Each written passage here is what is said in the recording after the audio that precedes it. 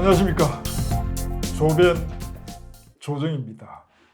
코로나 시대에 우리가 어떻게 살아가야 되느냐 혹은 생존해야 되느냐에 대한 고견을 듣는 시간을 갖도록 하겠습니다.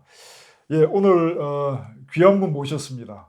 대구 보건대학교 임상병리학과 박종석 교수님을 모셨습니다. 네, 안녕하십니까. 반갑습니다. 예. 자, 아까 제가 서두에서도 좀 말씀드렸습니다만은 이제 뭐 우리 백신도 이야기가 나오고 또 뭐 이렇게 코로나 확진자 숫자도 이제 증감하고 있는 그런 시절입니다만은 그러나 여전히 이제 앞으로 언제쯤 이 사태가 또 이 코로나가 종식될 것인지에 대한 뭐 여러 가지 부정적인 의견도 많고 확정적인 미래를 볼 수가 없습니다. 그래서 우리가 이 시대를 또 각 개인들이 어떻게 대처해 나가야 되는가, 뭐 이 부분에서 좀 여쭤보려고 합니다. 네. 예. 저 먼저 뭐 우리가 코로나 바이러스라고 하는데 바이러스 아닙니까? 네. 우리 뭐 전문가들이야 너무나 잘 아는 거지만 요즘 이제 바이러스라는 뭐 코로나 바이러스를 통해서 바이러스는 용어를 이제 우리가 엄청나게 이제 자주 접하고 있는데 뭐 전문적으로 이제 공부하지 않은 분들은 바이러스 자체가 무엇인가에 대해서 좀 궁금할 것 같아서 제가 간단히 말씀드리면 뭐 바이러스라는 것은 우리 생명체도 아니면서 또 생명체인 것처럼 그러니까 이제 우리 공기 중이라든지 일반 바깥에 어떤 생명체가 없는 환경에서는 생명체로서 역할을 못 하는데 이것이 단백질 입자, 유전체를 가진 단백질 입자여서 또 생명체가 있는 세포에 침입을 하게 되면 거기에서 이제 증식을 해서 또 생명체인 것처럼 이런 이제 생명력을 가지는 그런 것입니다. 그래서 일반적인 그런 세균하고는 완전히 다른 개념입니다. 세균은 자기 스스로 이제 복제 능력이 있고 이러기 때문에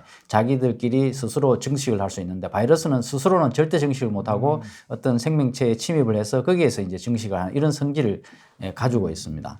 그러니까 결국은 뭐 세균은 혼자서 예. 우리 몸에 들어와서 사는데 그렇죠. 바이러스는 몸에 들어와서 자기가 살기 위해서 우리 몸을 이용해야 된다. 그렇죠. 몸의 세포에 이제 침범을 해서 자기 이제 복제를 하는 그런 성질을 가지고 있습니다.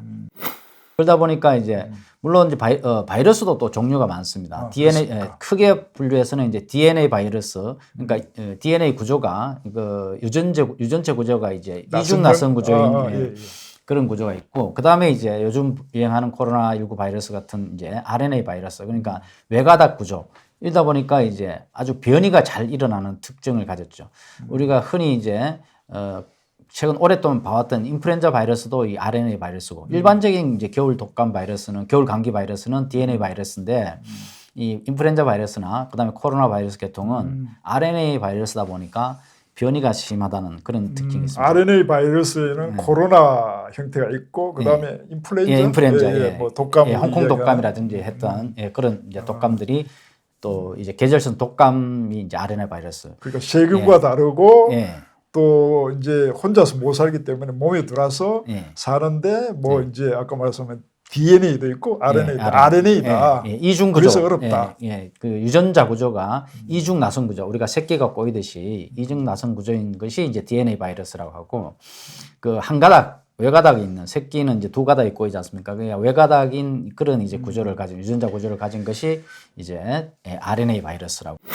아까 메르스, 중동 사스, 메르스, 중동 호흡기 증후군을 그러니까 메르스라고 하고 그다음에 이제 사스는 이제 중국에서 유래한 그 중증 호흡기 증후군 이런 것들이 다 이제 코로나 계통이거든요. 그러니 이제 방금 제가 이제 말씀드렸습니다만은 이 또 크게 안에 독감이라 지금 치명적인 영향을 미치는 감기 바이러스가 이제 인플루엔자가 있고 그다음에 코로나가 있는데 인플루엔자는 이제 독감 바이러스라고 우리가 얘기를 하고요. 계절성 독감이라고 하고 그래서 매년 지금 유행을 하고 있죠. 근데 코로나 바이러스는 계절성이 아닌 그런 또 특징이 있어요. 그런데 그래서 크게 두 가지로 또 다시 RNA 바이러스도 분류를 하는데 이 사스 메르스 계통에 속하는 것이 또 코로나 바이러스입니다. 그러니까 아까 뭐 중동, 아니 저 사스, 메르스, 예, 코로나 19가 예, 다 예. 코로나 그렇죠. 바이러스나 한 계통 형제 비슷한데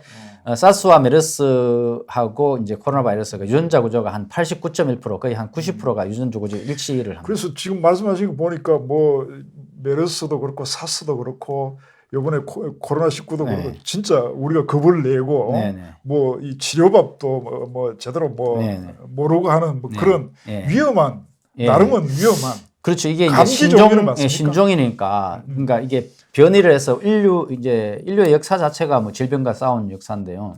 결국은 이제까지 겪어보지 못한 새로운 바이러스가 나타나다 보니까 그동안에 이제 여러 가지 사스나 메르스나 그다음에 이 독감, 계절 독감이나 이런 것들은 이제 겪어오면서 내 스스로 면역력을 많이 키워서 이미 이제 감염이 되었다가 낫고 이러니까 재감염이 잘 안 되고 이러는데 이거는 완전히 지금까지 겪어보지 못한 신종의 바이러스다 보니까 이제 거기에 대응하는 능력이 떨어지고 치명률이 이제 높아지는 것이죠. 그렇습니까? 뭐 아까 자꾸 겪어보지 못한 말씀하시니까 이게 네. 참 어디서 많이 듣던 네. 이야기 같습니다. 그 항체를 네. 만들어줄 백신은 네. 넘어와 있지 않습니까? 네, 네. 자, 백신을 우리 뭐 지금 예상으로 2월 달에 정도 뭐 접종 네. 가능하다 뭐 이렇게 하는데 네. 교수님 보기에는 어떻습니까? 예상? 네, 지금 원래 사실 지금까지 보면 의학이 최근에 이제 백신이라는 용어를 사용한 게 한 1700년대인데요.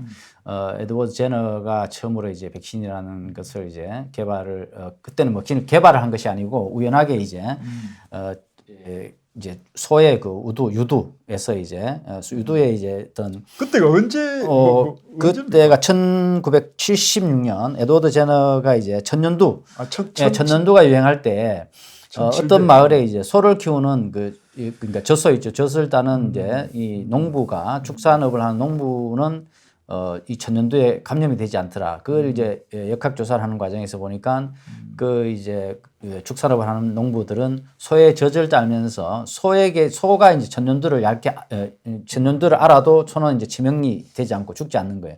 소가 이제 얇게 앓고 간 그 소의 젖을 따면서 본인도 모르게 이제 천년두에 감염이 되었던 거죠. 그래서 면역을 얻어가지고 나중에 그걸 이제 역학적으로 조사를 해보니까 이제 소의 유두의 어떤 축산업자들이 이제 접하면서 면역력을 얻게 되어서 이게 백신이라는 말을 용어 자체도 백화라는 그 라틴어에서 유래했습니다. 백화가 라틴어에서 소라는 뜻을 가지고 있는데요. 네. 그렇습니까? 거기에서 유래가 돼가지고 지금까지 왔는데 최근에 이제 의학 기술이 발전하면서 우리가 인위적으로 백신을 만드는데 사실 지금 의학이 굉장히 의학 기술이 발달했음에도 불구하고 최저 4년에서 한 10년 정도 걸리거든요. 백신 하나를 완벽하게 개발하는데. 근데 이번에는 지금 워낙 전 세계적으로 대유행을 하고 워낙 이제 심각한 상황이니까 좀 빨리 대처를 하고 기술도 많이 발달했지만 그래도 워낙 이제 급하게 이렇게 만들고 하다 보니까 생산 능력이나 이런 것들이 부족하고 해서 결국 그러니까 조금 더 설명을 좀 드리자면 제가 이해한 것만큼 아까 말씀하신 것처럼 결국 뭐 이제 축산 농가에서 처음에 저분들은 천년두에 이제 걸리지 않더라는 게 이제 계기가 돼서 이제 치료제 백신을 이제 면역력을 항체를 얻는다. 어떻게 형성하는지 뭐 이런 것을 알게 됐습니다. 나왔고 요번에는 뭐 4년에서 6년 걸리는데 요번에는 그래도 빠르게 지금 백신을 개발한 것 같다 그런 말씀. 그래서 뭐 우리가 2월에 뭐 이제 뭐 접종이 가능하다 이런 이야기였는데 뭐 그래서 이제 아무리 이제 지금 의학 기술이 발달하고 바이오 산업이 발달을 해도 워낙 이제 전 세계 뭐 70억 명 인구가 다 맞기에는 생산하기에는 이제 부족하고 그것도 또 이 사실은 국력의 차이거든요. 미국이나 이제 영국에서는 자체적으로 생산을 하니까 일단 자국의 국민들에게 우선적으로 지금 공급하는 그런 이제 정책을 쓰고 있고 그러다 보니까 이제 우리는 좀 늦게 접종을 할 수밖에 없는 이제 그런 상황인데 그나마 다행히 이제 뭐 SK 바이오에서 이제 국내에서 지금 생산할 수 있는 그런 이제 시설은 있어가지고 에스트라제네카라든지 이런 이제 회사하고 협력을 해서 설 전에 어떻게 이제 좀 맞는다는데 사실은 그 양 가지고는 턱없이 부족하고 우선에 이제 국민들에게 뭔가 이제 좀 이슈로 이제 우리도 이제 맞는구나 이런 이제 정도의 제시하는 거기 때문에 사실은 뭐 몇만 명이 맞는가가 우리 국민이 5천만 명이 넘는데 상당히 부족하다고 볼 수 있죠.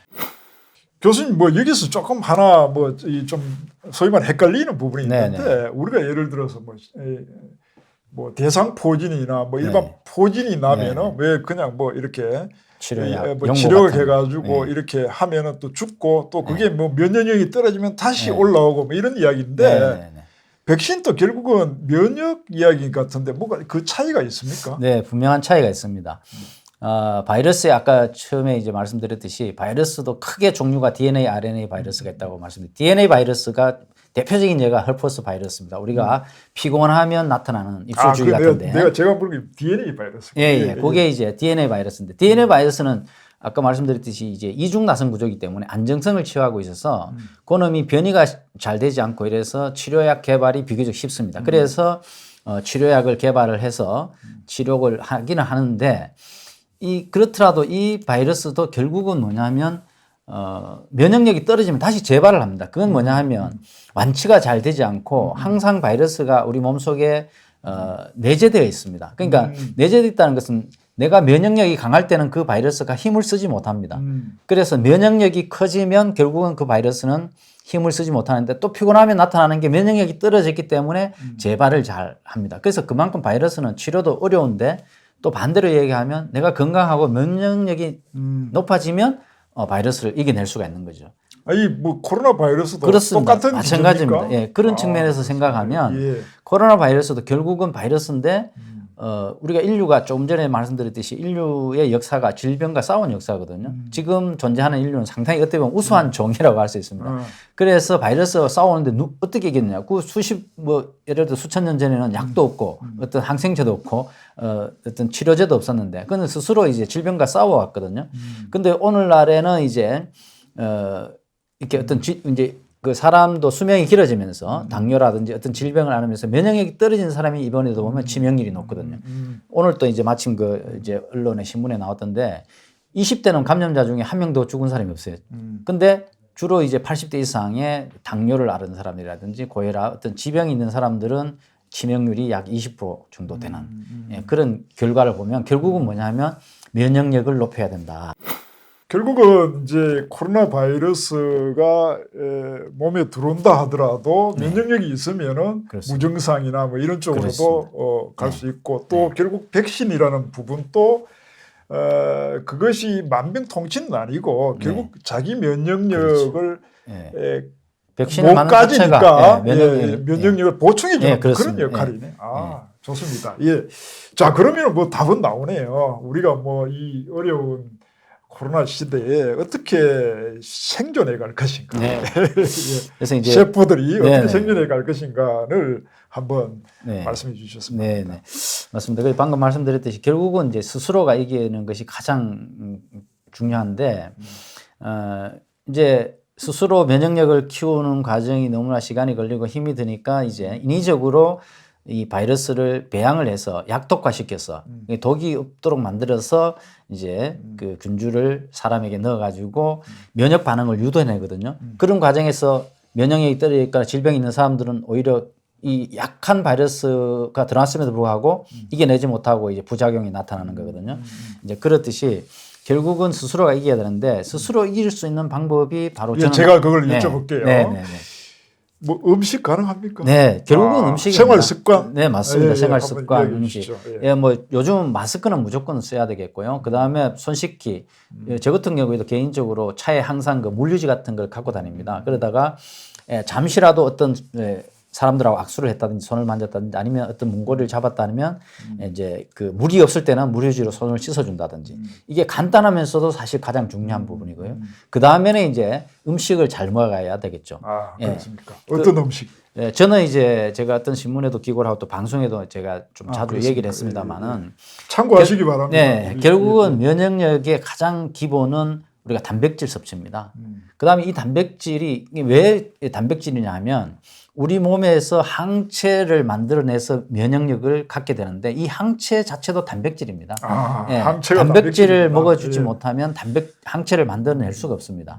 그래서 이 단백질 섭취가 가장 중요하고요. 그러면 단백질만 먹으면 되느냐? 그건 아니죠. 거기에 단백질이 잘 작용할 수 있게끔 단백질을 우리가 섭취하면 이 단백질은 우리 몸에 들어와서 우리 몸이 필요로 하는 아미노산으로 잘게 부서집니다. 이것이 다시 재조합을 해서 우리가 항체 단백질도 되고 손톱, 발톱, 피부, 머리칼도 되고 이렇게 우리 몸에 필요한 단백질로 다시 재생산이 되거든요. 그 과정에서 뭐가 필요하냐면 바로 비타민. 비타민. 그다음에 효소 단백질. 효소. 그러니까 이 단백질이 작용을 비타민 또 뭐 어떤 비타민? 비타민은 우리가 뭐 비타민 A, B, C부터 비타민? 해서 종합 비타민을 복용하면 되는데 예. 채소류만 잘 먹어줘도 그다음에 과일류를 잘 채소, 먹어줘도 과일. 굳이 우리가 약국에서 사 드시지 않더라도 그런데 이제 워낙 잘 개발이 되어 있으니까 약국에 가시면 비타민 하나 정도는 뭐 과도하면 뭐든지 안 좋거든요. 비타민도 독소가 있습니다. 그래서 뭐든지 과도하면 좋지 않고 적절한 그 비타민 섭취. 그러니까 단백질이라면 우리가 소고기, 돼지고기, 닭고기, 이런 오리고기, 이런 고기류가 되겠고요. 그다음에 콩, 두부, 이런 음식류를 먹으면서, 콩 좋으네요. 예.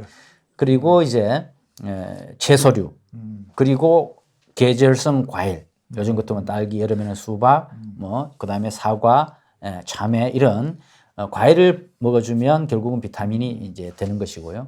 그 다음에 이런 것들이 또 작용을 하는데 도와주는 것이 이제 제가 효소. 여쭤보려 했는데 효소 얘기 좀 해주세요. 그래서 이제 우리가 지금 우리나라 사람들이 이제 많이 즐겨 먹는 아니고 뭐 정말 그 기초 반찬인 이제 김치 같은. 김치.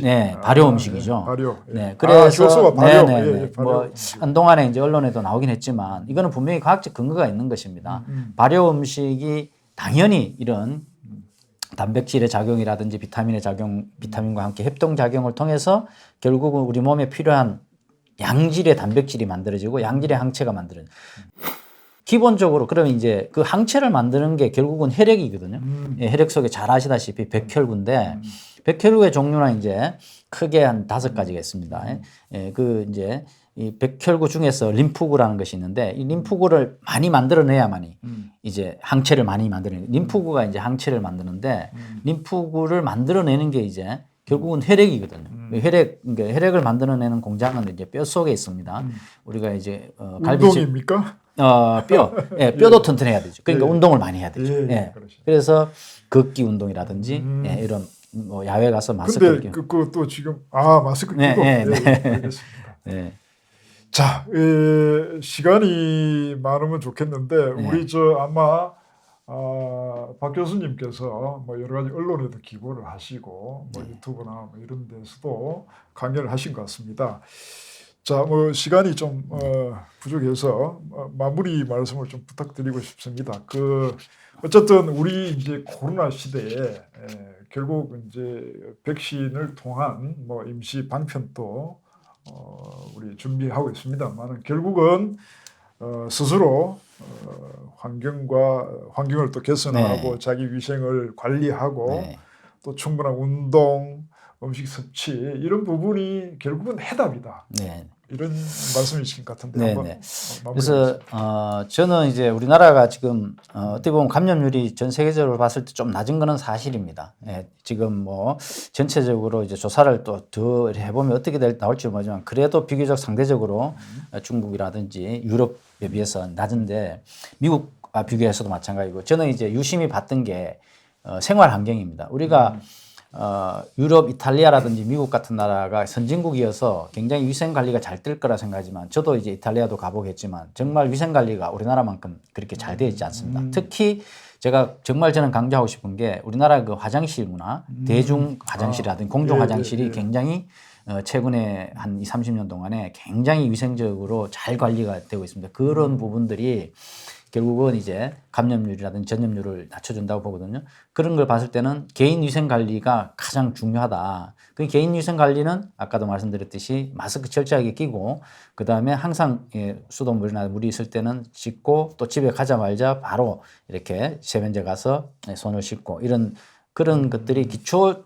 어떤 부분만 잘 지켜줘도 되고 그 다음에 이제 아까 말씀드렸던 음식 같은 것을 우리가 또 운동을 해야만이 또 음식도 먹고 싶고 하니까 그런 이제 음식을 통해서 자기 스스로가 면역력을 키워주는 게 백신이 완전히 나와서 우리가 어떤 바이러스가 종식될 때까지 뭐 바이러스가 종식되기는 참 어렵습니다. 이제 이미 새로운 바이러스가 하나 만들어져서 이거는 계절성으로 또는 계속해서 좀 나타날 가능성이 높거든요. 그래서 길게 보고 이제 자기 스스로 면역력을 키워주는 것이 좋겠다 이런 말씀을 드리겠습니다. 고맙습니다. 박 교수님께서 여러 가지 지혜로운 우리 코로나 시대 생활법을 말씀해 주셨습니다. 아마 이 코로나 19 이외에도 또 다른 이제 바이러스가 또 창궐할 가능성은 항상 있을 것 같습니다. 말씀하신 대로 개인의 위생 이것이 또 결국은 국가 어떤 운명과도 연관된다는 점을 감안하면은 교수님 말씀은 정말 보배로운 말씀 아닌가 이런 생각이 듭니다. 자, 여기서 마무리하도록 하겠습니다. TK 글마들 조변이었습니다. 감사합니다. 감사합니다.